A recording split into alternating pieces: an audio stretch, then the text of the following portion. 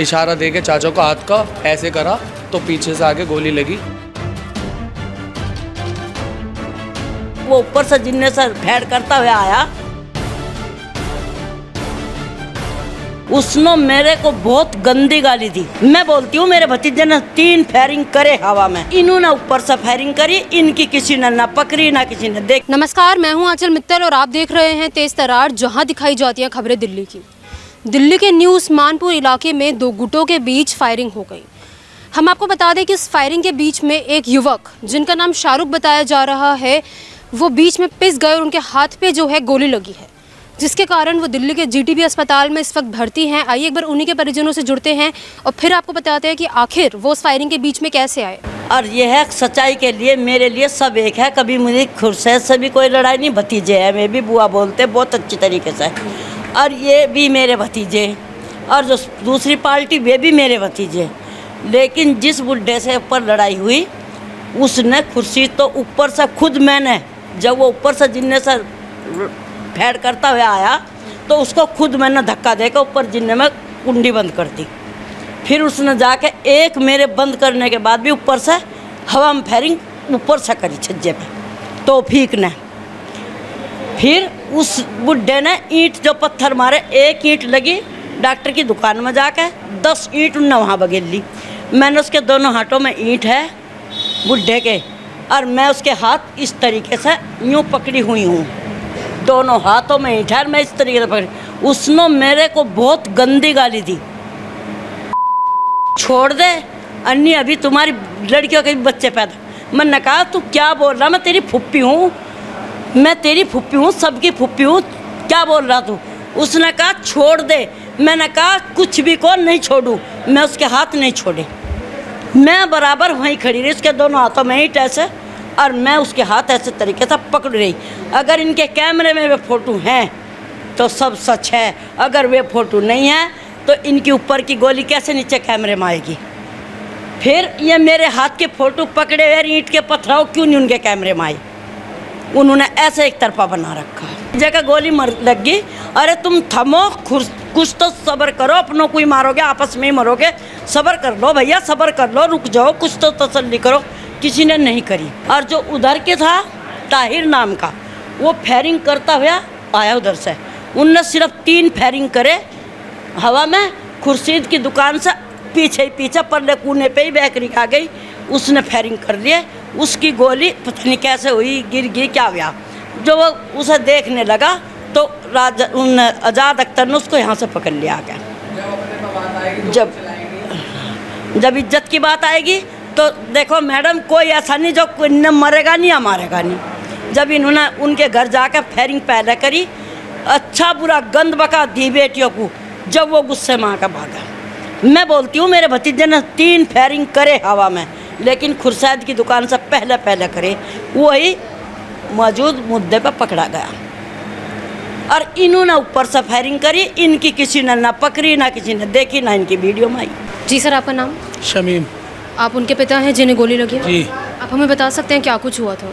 मौके वारदात पे तो लड़का ही जो बता सकता था वो बता सकता था, लेकिन जिस वक्त गोलियां चल रही थी, लड़का उधर से काम पे से आ रहा था मेरा, उसके चाचा की वहाँ गाड़ी फंस गई थी, वो गाड़ी निकलवा रहा था, हाथ ऊपर था उसका, इधर से बेकरी की तरफ से गोली चल रही थी छज्जे पे से, वो गोली उसके हाथ में निकल के पार हुई है। गोलियाँ यहाँ पे क्यों चल रही थी? ये इनका आपस की झगड़ा था जी, हमारा तो कोई मैटर नहीं था उसमें, हम तो ऑटो पे जाते हैं, सुबह शाम को आते हैं, हमारा कोई मैटर नहीं है इसमें। इनमें आपस में गोलियाँ चल रही थी, अब ये पता नहीं किस में चल रही थी, हमें तो इतना भी नहीं पता। फिलहाल अभी आपके बेटे ठीक है? अभी ऑपरेशन हुआ है, रोड डली है जी उसके हाथ में।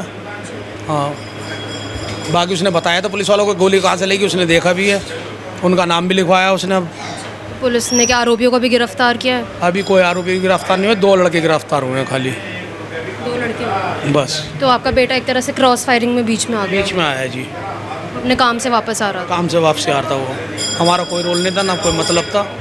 इधर से गोली चल रही थी, जब वो उधर से मस्जिद की तरफ से आ रहा था तो इस साइड से गोली चल रही थी, वो जब वो बीच में आ गया, जब उसके हाथ में गोली लगी, वो आर पार हो गई गोली, हड्डी बेकार हो गई, रोड डली उसके हाथ में। अच्छा, हाथ में रॉड डली है। कौन से अस्पताल में है वो? जीटीबी में। फिलहाल अभी पुलिस ने क्या कार्रवाई करी है, कौन से थाने में गया मामला? उस्मानपुर थाने में मुकदमा है जी। अभी कोई पुलिस वाला खाली उसी दिन आया, तो उसके बाद तो अभी तक आया नहीं है कोई भी। कोई जानकारी लेने नहीं आया? कुछ नहीं करना है अभी तक तो। आप लोगों की क्या मांग है? हम क्या मांग करेंगे डर भाई, जिसने जो करा वो तो भरेगा ही वो तो। तो देखिए सर, आप मौके वारदात पे मौजूद थे, जी। क्या कुछ देखा था आपने? अरे एक वो जो अब था शाहरुख अपनी, तो है ना चाचा होंगे उनके ऑटो फंस गए वहाँ पर साइड में, तो गाड़ी साइड कर रहा था, तो एकदम गोली आई, पता नहीं कब में लग के निकल गई उसके। उसे तो बेचारे को ये भी नहीं पता था ना, मेरे को देखिए एकदम लड़ाई इतनी वहाँ पर, तो उसका सुन पड़ेगा, उधर को भागा, मैं इधर भाग गया एकदम बस।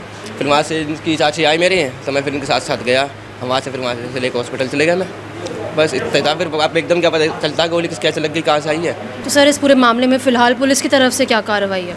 पुलिस की तरफ से मैम कुछ कार्रवाई नहीं है, और ना तो अब तक पुलिस आई है, ना अस्पताल में, ना यहाँ पर, ना हमारा कुछ बयान हुआ, ना पुलिस कुछ तहकीकात कर रही। मेरा भाई GTV अस्पताल में, उसके हाथ में रोड डली है, और मेरा भाई आ रहा था काम की तरफ से, मेरे चाचा की ऑटो फंस गई थी, और वो शॉप बंद करके आ रहा था चांदनी चौक से। क्या काम करते हैं वो? वो शेरवानी की शॉप पे काम करते क्या उम्र है उनकी? उनकी उम्र यही कोई 21 साल है। शादी हुई है उनकी? शादी नहीं हुई हुई है, और शादी का इरादा था हमारा करने का, लेकिन ये सिचुएशन में उसके गोली लगी। वो काम पे से आ रहा था, मेरे चाचा की ऑटो फंस गई, मैं वो चाचा को ऑटो निकलवा रहा था, तो उसने इशारा दे के चाचा को हाथ का ऐसे करा, तो पीछे से आके गोली लगी।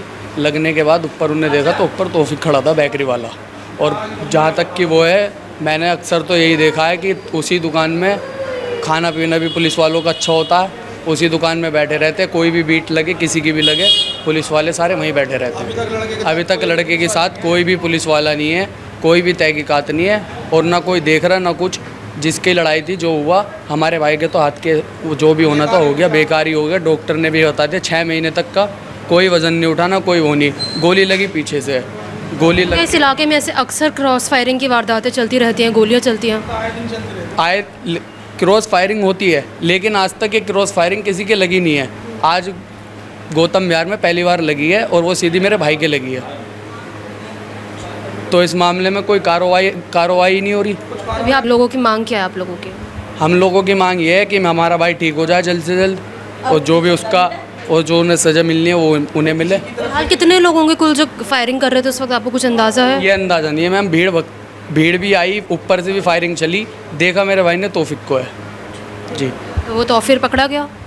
नहीं, अभी तक अभी कोई कार्रवाई नहीं है, कोई भी आरोपी नहीं पकड़ा? आरोपी नहीं पकड़ा गया, जिसमें कि हमें नहीं पता अभी कोई पकड़ा ही नहीं गया फिलहाल तो ये, और बस वो फ़ोटो खींच रहे हैं, गोलियों के निशान निकालने, और कुछ नहीं है बस।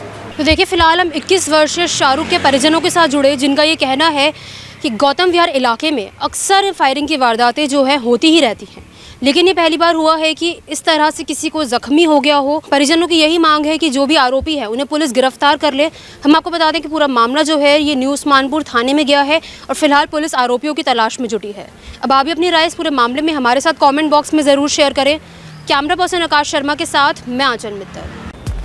अगर आपको हमारी ये वीडियो पसंद आई हो तो इसे लाइक एंड शेयर करना ना भूलें, साथ ही हमारे चैनल को जरूर सब्सक्राइब करें। इसके साथ ही बेल आइकन भी जरूर दबाएं, जिससे दिल्ली से जुड़ी तमाम खबरों की नोटिफिकेशन सबसे पहले आप तक पहुंचे।